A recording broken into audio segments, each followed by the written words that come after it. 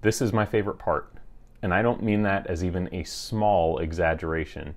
See, there are a few passages in the Bible that I find as exciting as the moments which happen at the foot of Mount Sinai. Think about it. God brings the people to the foot of a high place, a peak towering over the desert, and Moses proclaims God's words directly to the people of Israel. You have seen with your own eyes what I did to the Egyptians, how I bore you on eagle's wings and delivered you to me. In light of this, if you will obey my voice and keep my covenant, you shall be my treasured possession among all peoples. For all the earth is mine, and you will be to me a kingdom of priests and a holy nation. Isn't that exciting? This is God saying, I've brought you to this place. I've shown you my love and concern for you. Now I will offer you more than just deliverance. I will offer you myself, my love, my protection, affection, and a unique position among all the nations of the world.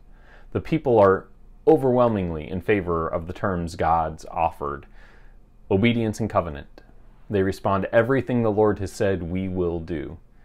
And God tells Moses, behold, I am coming to you in a thick cloud, that the people may hear when I speak with you, and may also believe you forever.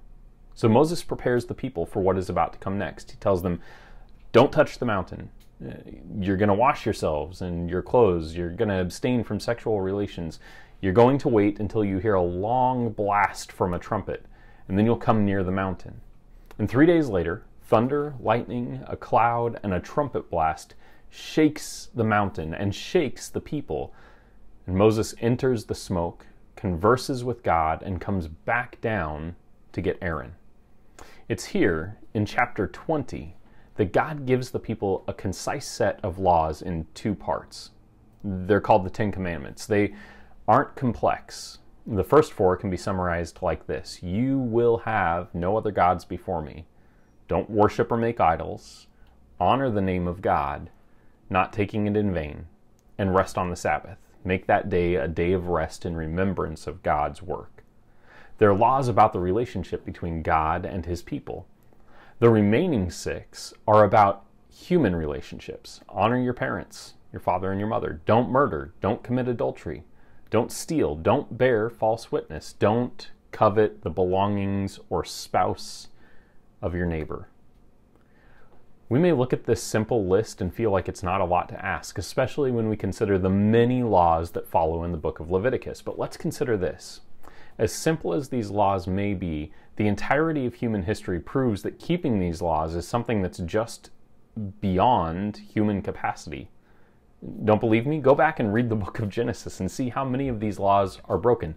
Not by the bad guys of the book, but by the people we ascribe the title hero to.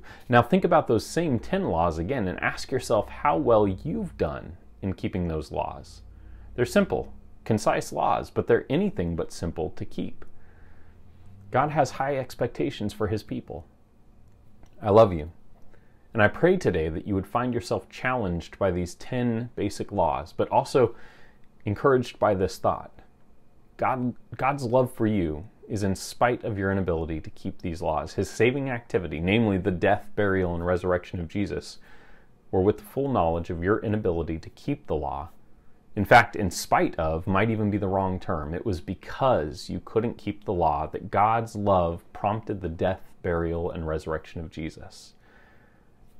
The love of God supersedes your weakness.